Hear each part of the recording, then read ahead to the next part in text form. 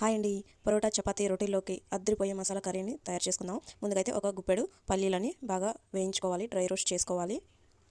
సిమ్లో పెట్టి వేయించుకుంటే లోపల నుంచి బాగా కాలుతుందనమాట. ఇవి బాగా వేగుతాయి పల్లీలు. ఇప్పుడు ఒక టీ స్పూన్ నువ్వులు, ఒక చిన్న ఎండు కొబ్బరి ముక్క, ఒక 2-3 లవంగాలు, దాల్చిన చెక్క తీసుకున్నాను, 2-3 యాలక్కాయలు. వీటన్నిటిని మిక్సీ పట్టుకోవాలి.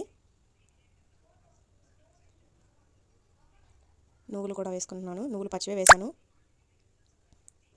ఇప్పుడు ఇందులోకి కొంచెం పెరుగు, ఒక 2 లేదా 3 స్పూన్ల పెరుగుని వేసుకుంటున్నాను.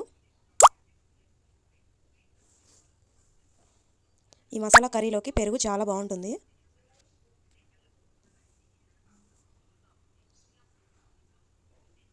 చూడండి, ఇలా పెరుగు వేసిన తర్వాత మిక్సీ పట్టిన తర్వాత ఇలా ఉంది గ్రేవీ. ఇప్పుడు ఒక కుక్కర్లో చేసుకుందాం. వంట త్వరగా అవ్వాలని చెప్పేసి నేను కుక్కర్లో చేసుకుంటున్నాను. మీరు కళాయిలో చేసుకోండి. ఇందులో 1 టేబుల్ స్పూన్ ఆయిల్ వేసి, 1 బిర్యానీ ఆకు, కొంచెం జీలకర్ర, అల్లం వెల్లుల్లి దంచింది వేసుకున్నాను. ఇంకా ఉల్లిపాయలు వేసుకున్నాను. వీటిని బాగా వేయించుకోవాలి. అల్లం వెల్లుల్లి ఎప్పుడు దంచింది తీసుకోండి, టేస్ట్ బాగుంటుంది ప్యాకెట్స్లో వాటికన్నా కూడా. ఇప్పుడు ఒక 2 రెమ్మలు కరివేపాకు వేసుకున్నాను. ఒక 2 పచ్చిమిర్చి కట్ చేసి వేసుకున్నాను. ఇలా కొంచెం వేగిన తర్వాత దీంట్లో చిన్నగా కట్ చేసుకున్న 2 టొమాటోల్ని వేసుకొని బాగా కలుపుకోవాలి. ఇవి కూడా బాగా మగ్గనివ్వాలి. ఇవి కొంచెం మగ్గిన తర్వాత దీనిలోకి మనం ఇందాక మిక్సీ పట్టుకున్న పల్లీ పేస్ట్ని వేస్తున్నాను. కొంచెం వాటర్ కూడా వేసుకోవాలి.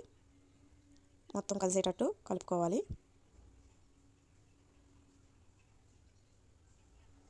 ఇప్పుడు పక్కన విడిగా ఇంకొక గిన్నెలో 1 లీటర్ దాకా వాటర్ తీసుకొని చిన్న కప్తో చిన్న మీల్ మేకర్స్ ఉంటాయి కదా, వాటిని నీళ్ళు బాగా మరుగుతున్నప్పుడు వేశాను. ఇలా ఒక పొంగు వచ్చే వరకు ఉండాలి. ఇది ఎంతో టైం పట్టదు, జస్ట్ 1 మినిట్ మాత్రమే. అలా ఒక పొంగు రాగానే స్టవ్ ఆఫ్ చేసుకోవాలి. వీటన్నిటిని వేరొక గిన్నెలోకి తీసుకుందాం. ఇప్పుడు నేను ఇందులోకి కట్ చేసిన పొటాటోని ఒక క్యాప్సికమ్ని సన్నగా కట్ చేసి వేసుకుంటున్నాను.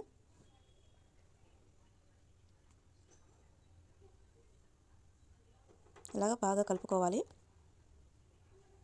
ఇందులో 1 స్పూన్ ధనియాల పొడి, 1 స్పూన్ గరం మసాలా, అలాగే 1 స్పూన్ సాల్ట్ వేసాను, 1 స్పూన్ కారం. అన్నీ బాగా కలిసేటట్టు కలుపుకోండి. ఇప్పుడు ఈ మీల్ మేకర్స్ అన్నిటిని ఒక బౌల్లో వేసాను. దీనిలో చల్లటి వాటర్ 1 గ్లాస్ వేసాను. ఇంకా వేడవదు, కుక్ అవ్వదు. చల్లటి వాటర్ వేయడం వల్ల ఎక్కువగా ఉడికిపోతే ఇవి చిదిమిపోతాయి అంటారు కదా, మెత్తగా చిదిమిపోయినట్టు మెత్తగా అయిపోతాయి. అలా కాకుండా ఇలాగ చల్లటి వాటర్ వేసి దాంట్లోంచి నీరు మొత్తం మనం పిండేసుకోవాలి. నీరంతా పిండేసి పక్కన ప్లేట్లో పెట్టుకోవాలి. ఇప్పుడు కర్రీలో కొంచెం పసుపు వేసుకోవాలి. మనం ఇప్పుడు పిండి పెట్టుకున్న వాటర్ అంతా పిండేసిన తర్వాత ఉన్న మీల్ మేకర్స్ ఉన్నాయి కదా, వాటిని కూడా ఇందులో వేసుకుందాం. ఈ కర్రీలో మీల్ మేకర్స్ వేస్తే చాలా అంటే చాలా బాగుంటుంది టేస్ట్.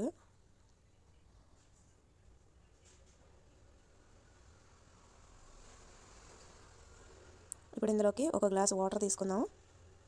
1 గ్లాస్ కాదు, 1 టీ గ్లాస్ వాటర్ తీసుకుంటున్నాను.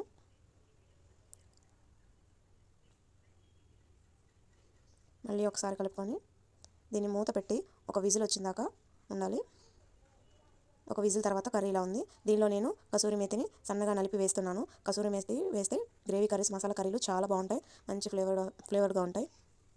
ఇది ఇప్పుడు కొంచెం వాటర్గా ఉంటుంది, కానీ కొంచెం చల్లారిన తర్వాత అంత దగ్గరకు వస్తుంది.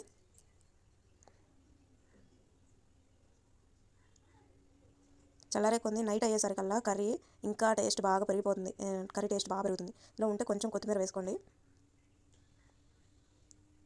టైం ఎక్కువ తీసుకునే కొంది రుచి ఇంకా బాగుంటుంది ఈ కర్రీ. కానీ అంతేనండి, చాలా సింపుల్గా కర్రీ రెడీ అయిపోయింది. మా వారికి అయితే చాలా అంటే చాలా నచ్చింది. రెస్టారెంట్లో తిన్నట్టుగా అనిపించిందంట. రెస్టారెంట్లో కన్నా కూడా బాగుందని చెప్పారు. అంతకన్నా ఏం కావాలండి. Please like. Thanks for watching.